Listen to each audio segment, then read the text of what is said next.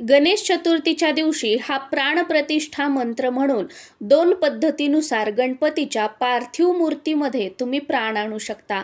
पहिल्या पद्धतीनुसार 21 दुर्वांची एक जुडी घ्यायची आहे, शुद्ध गाईचं तूप घ्यायचं आहे, उजव्या हातामध्ये दुर्वांची जुडी घ्यायची, त्याचं समोरचं टोक शुद्ध तुपामध्ये बुडवायचं, थोडंसं बुडवायचं।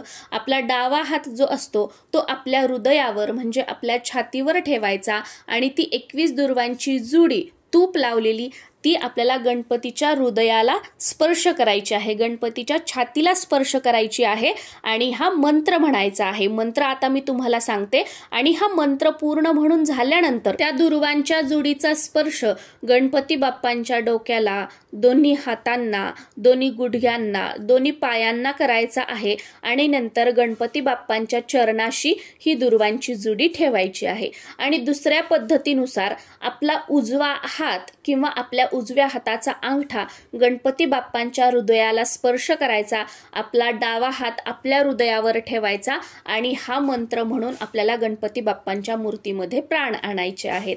तर मंत्र अशा प्रकारे आहे, ओम मानो ज्योतिर्जुषतामाज्यस्य बृहस्पतिर्यज्ञमिमं तनोत्वरिष्ठं यज्ञगुं समीमं ददहातु विश्वे देवास इह मदयन्ता मों प्रतिष्ठ अस्से प्राणाः प्रतिष्ठन्तु अस्से प्राणाः क्षरन्तु च अस्से देवत्व मर्चाय मामहेति च कश्चन।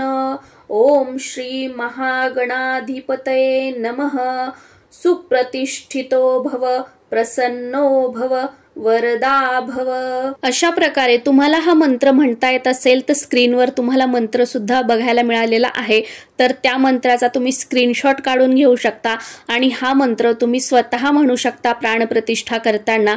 पण काही कारणाने तुम्हाला हा मंत्र म्हणता येत नसेल तर तुम्ही हा व्हिडिओ प्ले करू शकता। त्यावेळेला दुर्वांची जुडी गणपतीच्या हृदयाजवळ धरा, आपला डावा हात आपल्या हृदयावर ठेवा आणि हा मंत्र लावा, किंवा आपला उजवा हात किंवा उजव्या हाताचा अंगठा गणपतीच्या हृदयाजवळ ठेवा, आपला डावा हात आपल्या हृदयावर ठेवा आणि हा मंत्र लावा।